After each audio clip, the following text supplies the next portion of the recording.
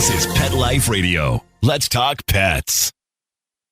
Welcome to the Human-Animal Connection Show, where we believe we can communicate with all animals.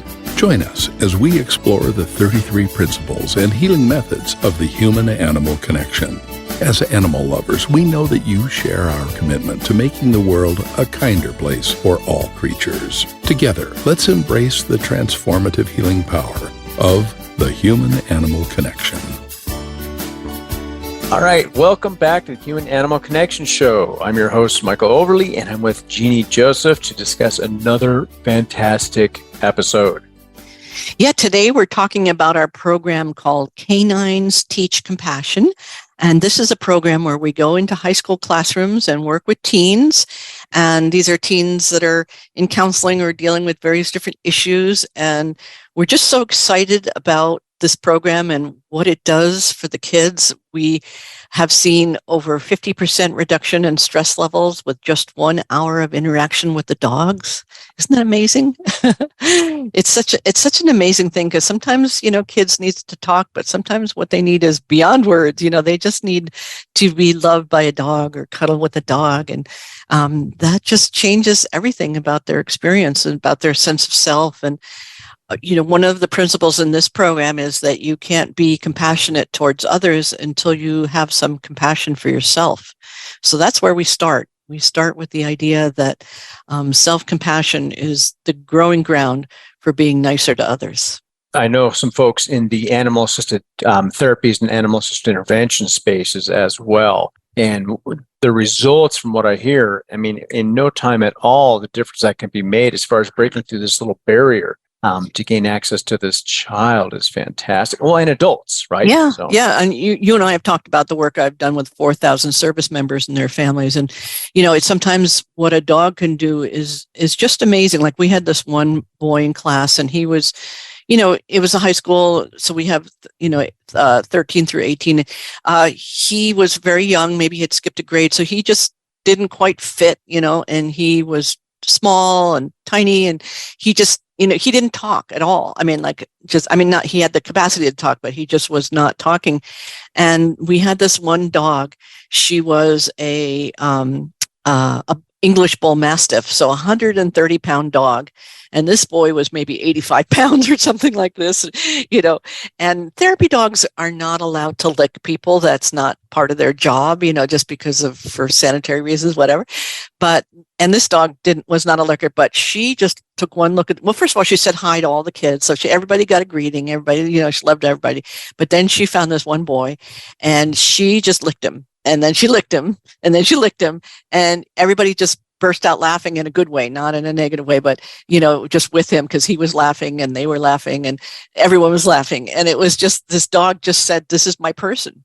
To be chosen by a dog, is such an extraordinary experience when you've seen the dog be nice to everyone, but that dog really selects you and says, you're my person for the hour or whatever, she just loved him up. And after that, we couldn't shut him up. He just talked all the time. What's next? What are we doing today? Well, we can do this. What's that for? Well, he became a chatterbox. And it was so funny to see this in the course of an hour, to have this complete transformation of experience that changed his whole high school trajectory, because before he had been just not engaging and interacting, and connecting with the dog just changed everything, because this dog saw his essence. He saw the beauty in his spirit and soul, and just wanted to connect with it. And everybody else saw that too. So everybody else's perception changed of him. So his perception of himself changed, and the other students around him changed, and he became one of the gang, one of the crew, not a gang, but, one of the people. And that is just so inspiring to see what animals can do to reach across the divide and connect. Yeah. Well, that dog changed the trajectory of his whole life, right? Yeah. So what can they teach us about empathy? Dogs, not the kids necessarily. And then why is that even more important today? Well, in all, we've had, so many mass shootings, and almost all of these mass shootings are loners, people who have no social connections, who don't feel any love, don't feel any support. And, there's an epidemic of loneliness in our society.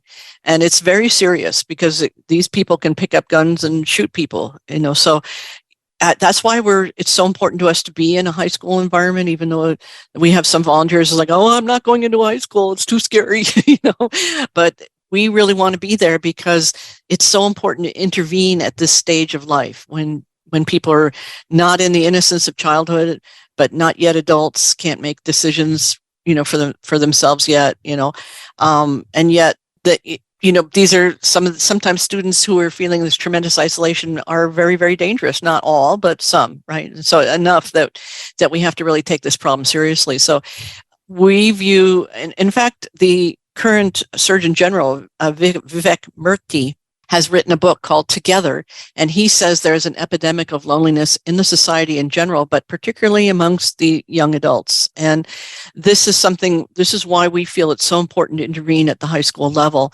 is to help kids connect with the sense of connection. So if you can connect with a dog, then it becomes easier to think about connecting with a person. And one of the things that we'll do is we'll line up 5 dogs. So we've got our English Bull Mastiff, and we've got my little Sophia 25-pound Chihuahua mix, and Bailey, black dog. So all different colors, all different sizes, shapes, all different fur. And we'll say, what is the same about, well, we'll first say, what's different about all these dogs? And they can all say, well, this one's this color, or this one's this shape, or this breed, or whatever. They see all the differences. And then we say, okay, so what's the same? Well, they're all dogs. And well, how is that true about you? Well, you have pink hair and you have purple hair and, different color skin or different religion or different whatever. So we can see all the differences, but we can also see how we're all the same. So by using the dogs, we can really make the point about, yes, we can look at difference and we can notice difference, but we can also connect with sameness. And to me, this is a first step in developing empathy, is to recognize sameness and similarity. It's very easy for us to see difference. We could, you're a man, I'm a woman. You have, I have this color hair and you don't have hair on your head right now. You know what I mean? A lot of ways I can see all the differences, but I can also see how we're the same on a spiritual level, on a being level, on a human level. I can see how we're the same. And, you and I have had similar experiences, even though we've had different lives. That begins to build empathy because we see sameness.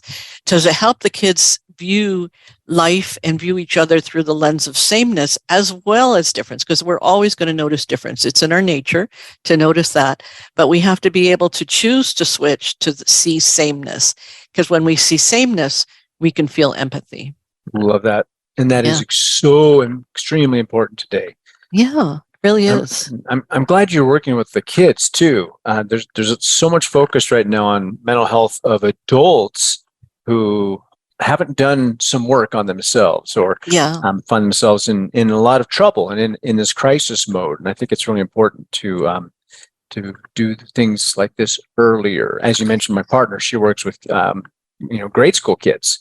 Yeah. And so she's trying to help teach them some other skills that they may not be getting at home. And I think that's just wonderful. Yeah, it's just wonderful. I mean, we need it at every level. We need it, in pre-K all the way through college. There, in the old days, like in the 40s, there were dogs on college campuses all the time. Professors would bring their dogs, and, we need to bring that back, because therapy dogs, we do work with kids who are getting ready for their final exams. The other day was Monday, we were at the school and it was before finals, and that one girl said to us, now I'm going to do well on my final, after she just spent some time cuddling with Sophia, because she could feel herself get calm. And in our program, we don't just do cuddling and fun, although that would be plenty just to do that, but we also teach the kids how to recognize their emotional states through recognizing the emotional states of dogs. So we teach them a 10-point system, 10 being like the worst stress of your life, or in the case of a dog, someone's going to get hurt. That's when a dog bites, is when they get to a 10. And 1 is a very peaceful state, very relaxed. We teach them how to recognize that in the animal, and we teach them how to recognize it in themselves, so they can begin to see where they are.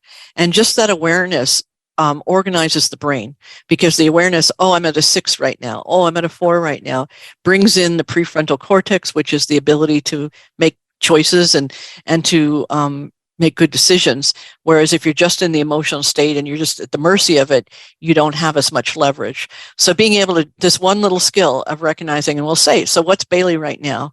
Well, Bailey right now is at a 1. He's sleeping at her feet, but he often can be very rambunctious in the class, which is great to have a dog with high energy because we want to show the difference where Sophia's, 9 or 10. So she's going to be very mellow and relaxed, and this is good for kids to see these different emotional states so they can recognize it in the animal and then recognize it in themselves. And what we do teach the kids is how to help the dogs get calmer. So one of the things we'll do is we'll say, okay, so what's Bailey right now is 6. And I'll say, well, okay. And, if someone's petting Bailey, I say, what's Bailey? Bailey's at a 6.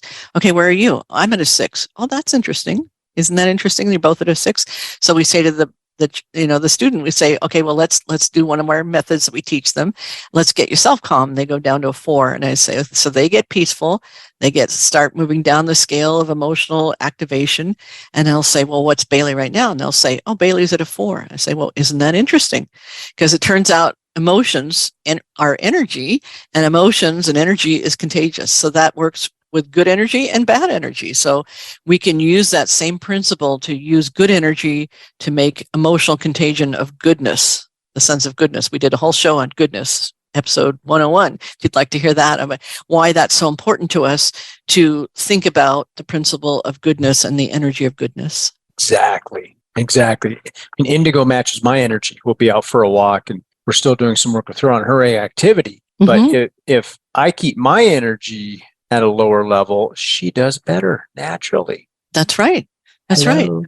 Yeah. It's like, yeah, hi. Yeah. And sometimes it'll work the other way. I'll be stressing out about something and Sophia will give me a look like, hey, calm down. Like, I don't like it when you're running around like this, and if I'm not paying attention to her, then I won't notice that she's alerting me to my stress level rising. But if I'm paying attention and I choose to do something about it, I might go, okay, let me take a breath. Let me just sit down for a second, and she'll come and cuddle. She's not going to cuddle with me if I'm zipping around, and she's not going to want to be a part of that. And so I can pay attention to her opinion, as we talked about in our last show episode. That was 110. Yeah, animals have opinions. We talked about how they don't, like Sophia doesn't like it when I get stressy. She's like, what? Why? I'm used to you being calm and peaceful. Why are you getting into the stress energy? Well, I'm human, and so I do. But when I notice that she's reacting to it. And that's what helps the kids, is that they may not be motivated to feel better for themselves, but they're motivated to feel better to help the dog. And that's how we help the veterans too. We, like they don't want to work on their own stuff, but they care about the dog being traumatized. They want to help the dog feel peaceful. They want the dog to be happy and playful. So they're willing to get calm to help the dog. And meanwhile, they've helped themselves. Tell me about Franz de Waal. Yeah. Right. And then the sense of fairness of capuchin monkeys. Yes. So you can see this, there's a YouTube video with Franz de Waal, and he is, I forget all the things that he is, but he's a primatologist and, I forgot all the things. I should remember these things. But anyway, he did this wonderful experiment with capuchin monkeys, and they were trained to give the experimenter a little stone. So they would hand the experimenter a stone, and in exchange for that, they would get a piece of cucumber, right? And so they would do this forever, they would keep doing it, giving cucumber, but there would be 2 capuchin monkeys side by side in crates so they could see each other. And then what the experimenter would do was change the rules of the game by giving one monkey a grape. And a grape was higher value treat to the monkey than the cucumber. So what would happen is one monkey gave a stone, got a cucumber, the other monkey gave a stone, got a grape.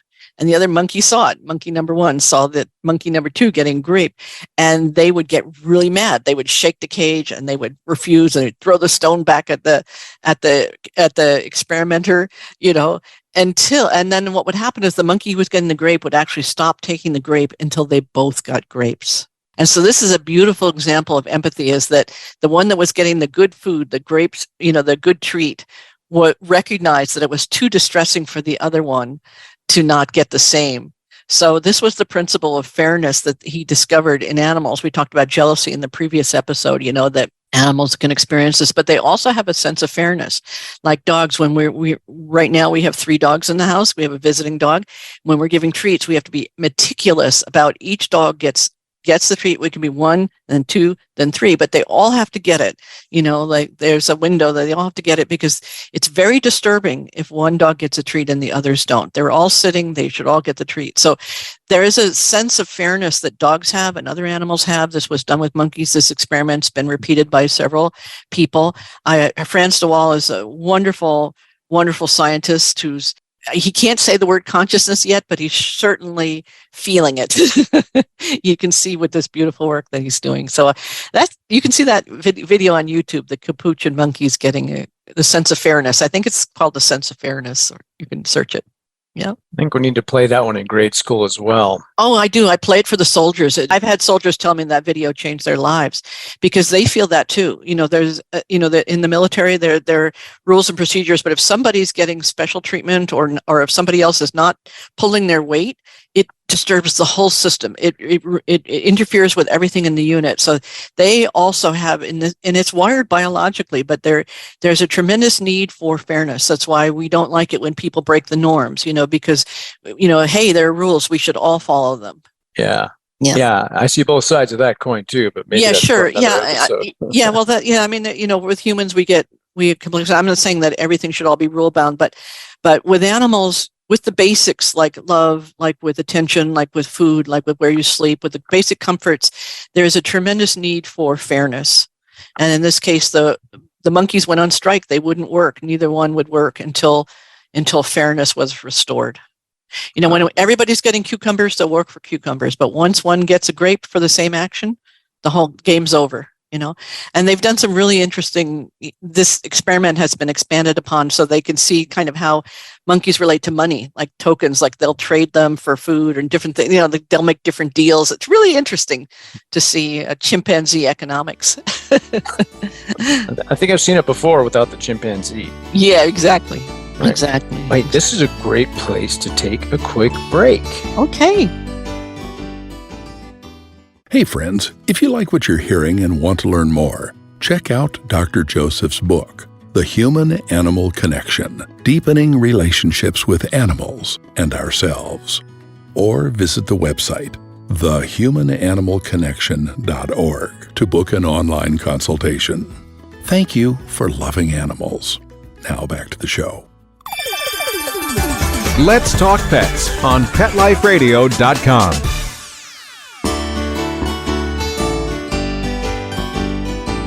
Okay, hi, welcome back, everybody.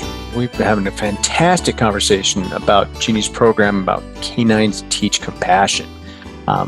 This has been so enlightening for me. I wanted to switch gears a little bit and ask you about emotional contagion. And we have this both in dogs and in people. Yeah, so that's what we were talking about that just a little bit earlier. We were saying that we can see that our emotional state affects the dogs and the dog's emotional state affects us. So it works both ways, both in the positive and the negative. If we're calm, the dog is going to be calm.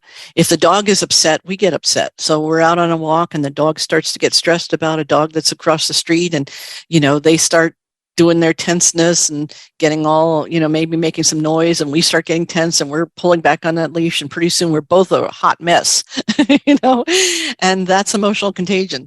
So it works in the negative, meaning that we can stress each other out, but it also works in the positive, that we can calm each other down.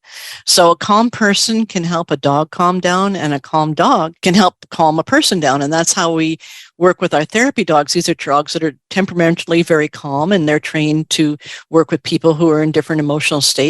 And they go into the classroom in our program, Canines Teach Compassion. And what this does is it helps people realize, oh, if I'm in a crappy mood, that's contagious to other people. But if I'm in a good mood, that can help other people too. So just by using your smile, you can help lift someone's day. A genuine smile. Nobody likes a fake smile. But if you're genuinely nice to someone and say, hey, that's a nice shirt, that can really make someone's day. I like your earrings, whatever it is. It doesn't, these things are really helpful to spread the good energy. So do you see this also in let's go towards a pack mentality, where you've got a dog who's a little off, he goes in with some other animals, and you can see that dynamic change as well? Absolutely. We see that all the time. We see one dog being imbalanced can affect the whole pack. And we see this with people in workplaces. One person is just a complainer, a whiner, or whatever, a victim, or whatever they're got going, and it just, everybody's like, whoa, it affects everybody. You walk in, you're in a great mood and into that workplace environment, and there's someone who's just not in the same place, and it can be really challenging to maintain your own energy state, to have a good emotional boundary, energetic boundary, so that you can maintain your positive, good energy in the presence of people who are in a different state.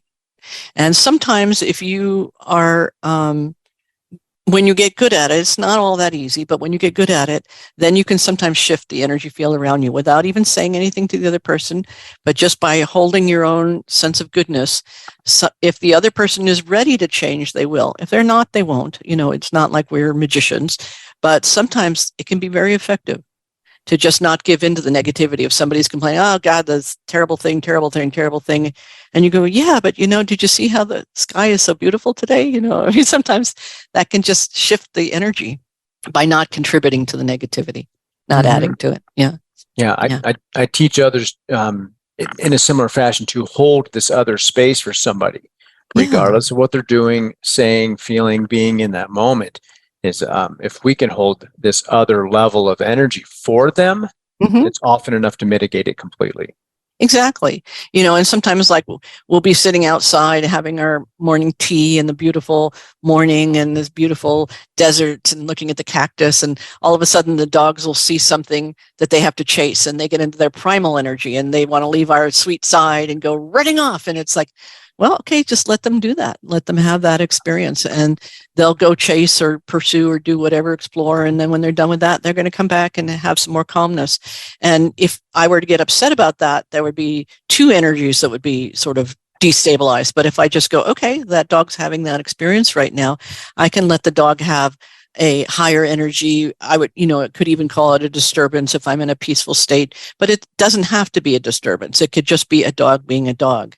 And that way I can maintain my peaceful state, know that the dog's going to maybe bark and run and chase and scamper, and dust is going to fly and all these things are going to happen. The birds are going to go, fleeing, a lot of events. And then it's going to change because I'm going to keep my peaceful state, and the dog's going to have their little run and fun. And then they're going to come back and say, okay, it's peaceful near you. I'm going to sit near you again. And that's how we can be with people too. We can let them have their event, whatever their event is, they can have that experience, and we can just maintain our peacefulness. And when they're ready, they'll come back and want to be peaceful with us again. I was going to say, dogs have that wisdom that they're constantly trying to share with us, right? They can go bing and come right back down when they're ready. And that's a good lesson for us, because in a healthy state, young children have tremendous fluidity of their emotions. They can go from like, wow, everything is terrible, and then they get something they want and everything's fine. And that whole thing took 10 seconds, and that's the same with the animals. They move much more quickly than we do through different emotional states. And we can learn to regain that fluidity for ourselves. And we can have a big upset and something is terrible. And then we can go, okay, and we can find the peace again. And it's not about, we're not saints, so we can't maintain this continuous peaceful state, the Zen, sainthood or something.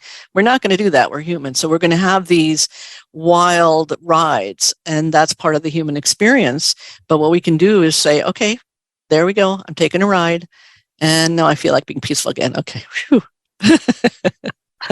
Yeah, I think of a sine wave. Yeah. Right. As we get these, these peaks and these troughs. Yeah. And as we get better at managing our own emotional states, those waves get a little smaller. We're still going to go up. We're still going to go down, but we just don't have to go as far. Exactly. Yeah. But we are going to have those experiences. I mean, that is part of the human experience. It's not about having, at least my experience. Maybe someone out there has continuous peace and nothing flaps them or whatever. But I think in the human experience, even peaceful people have these, big upsets. Things happen. People die. All things happen, right? So we're going to have them. We're going to have these experiences, and it's about learning how to say, okay, so I'm in the low point, or I'm, whatever. Then I'm going to be in the high point. So that is just the nature of the human experience. Yep. And we all have it. We all have it. I don't care what anybody tells you. Yeah, right. Exactly. There's nobody gets away. I remember when I was younger, I had this friend that I really admired, and he was so successful. I mean, he would go to auditions, and he would just, I'd say, "How was the audition?" "Oh, I got it." He would just get the commercial. He was on Broadway shows. It just seemed like he had a charmed life and everything. And, I was just jealous, because everything seemed so easy for him. Everything seemed to and he was all this positive person. He never had a negative, blah, blah, And then later in life, because I knew him over, I don't know, 50 years or something, then I could see he had some really hard things that were really hard, really challenging situations. So yeah, this is what happens. Sometimes people are in cycles where it seems like they're having a perfect ride and you don't know what's happening behind the scenes. That's a huge point. You never know what someone else is actually going through unless they actually share it with you. Right. And that's part of the compassion, is to recognize that everybody's having experiences like we are at different times. Yeah. That's amazing. So tell me about Anna Breitenbach. Well, she is an animal communicator, and she doesn't work with pet animals. She works with wild animals and with nature in general. And she was brought in, I forget what country it was in. I forget what country it was, but anyway, the trees were dying. There was some kind of virus, and these beautiful old ancient trees were all dying from some tree virus. And she was brought in to talk to the trees and see what was happening. And they thought the trees would tell her something that could change everything. And it was interesting. The tree said to her, and I'm paraphrasing, but she tells the story on a video, but the trees told her, "Well, we don't mind dying because we're making space for the new trees, but what we're worried about is the rabbits who need us." I mean, it was a very beautiful communication. The trees were willing to die in order to support the other trees that were coming, that they had a much longer view rather than a view of, oh, we must survive. It wasn't an individual need to survive. They saw the whole picture. They saw that it was bad for the rabbits, or it was disturbing for the rabbits, and they were concerned about that. But they knew that other trees would do well because they were having the experience of sorting out, responding to the virus, even though that meant they were dying. So it made the other trees stronger by developing some immunity by this process. And it's now been understood that trees communicate with each other through this network of roots and fungal reality. I don't understand it all, but they have ways that they can communicate to each other. Like in Africa, when the giraffes come and eat the acacia leaves, they will communicate to other trees. Here come the giraffes, and they emit this toxin that the giraffes don't want to eat the leaves anymore. They communicate to trees in distance, hundreds of feet away, that the giraffes are coming. Yeah. Yeah, I think it's called the mycelial network. Oh, is that what it is? Okay, the big word. Yes.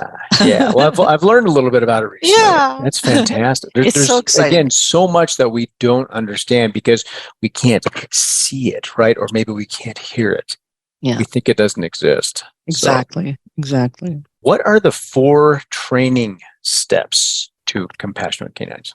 Yeah, so in our program, Canines Teach Compassion, which is one of the programs of the Human Animal Connection, where we go into the high schools, and we help them recognize that another being may be having an experience that's different from yours. So just recognizing that not everybody feels the same all the time, that somebody, you might be happy, this other person is sad. You might feel like you belong, this other person might feel like they don't belong. So just to recognize that others are having an experience different from yours evolves our consciousness. So that is what we consider the first step in our program of developing compassion. And then the next step is to recognize if a being is suffering, whether that be a dog. Like you could say, okay, well, this dog doesn't like too many kids surrounding them all at once. This dog is suffering, so we shouldn't do that. We should go one at a time with this dog, or whatever it is. Just to recognize that another being is suffering is the next stage in developing that. Because when you do that, you begin to recognize that, oh, suffering, that hurts. I don't want to suffer. I don't want that being to suffer. And to then begin to think about, is there some action you could take that would comfort that being or alleviate the situation? So now let's say with that dog that doesn't like being surrounded by 5 kids all at once, I can say, hey, Sophia would rather interact one-on-one. Could we just have one student at a time interact with Sophia? And that, taking that action, showing them that we can do something that takes her from a 7 stress level down to a 3 immediately just by having only one person pet her at a time. Just to use as an example, she can handle more, but just to use that as an example, because we have some dogs that are more sensitive. We had one dog, was a greyhound, Mochi. She was so sweet, and she would just look at you and melt you, but she would be finished after 15 minutes. She didn't want to stay for the whole hour, She would come and love at such a degree of purity, and it would tire her out, to be giving love to the students. So just recognizing that there's an action you can take to alleviate suffering. It could be simple as saying hi, or smiling, or saying, hey, you want to sit with us, or whatever it is that can alleviate the suffering of someone who's maybe not feeling included. That's a huge thing. And so when you when you make a choice to take a meaningful action, you step out of your own comfort zone and say, hey, you want to walk with me the next class? Or how'd you do on the test? Or just whatever it is that you choose to take an action that builds connection. These are what we consider the 4 building blocks of compassion. And from there, everything just opens. It opens our heart. It changes reality for you and for the other person. And that's what's exciting, is that it doesn't just change the other person when you act compassionately, it changes you. Yet again, more evidence to how we're all actually connected, right? Yes. And here's Sophia. She came in just at that moment, just to say, you can't see her. She's I can't see her. And Lucy's here. So now we have all 3. And the giraffe. When did the giraffe come in? The giraffe has been here all along. Yeah. Well, so that's a little bit. If you'd like to read our blog, we have a blog on Canines Teach Compassion on our website, The Human Animal Connection. We've got lots of blogs. And you can also read my book. And there's a whole chapter on this program, Canines Teach Compassion.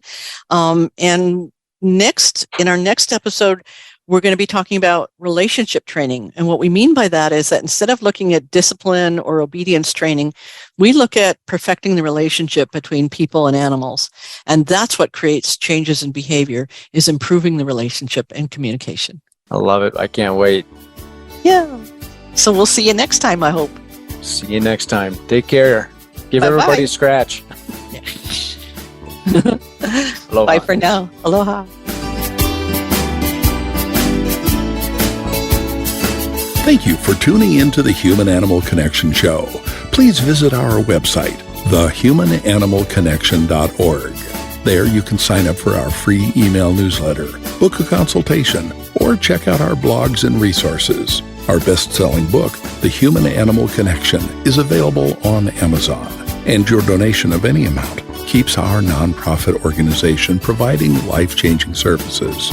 You can reach Michael Overly, author of Let Your Dog Lead, Musings on How to Create an Exceptional Life, on his website at dogsandmen.com, or email michael@dogsandmen.com. Let's Talk Pets, every week on demand, only on PetLifeRadio.com.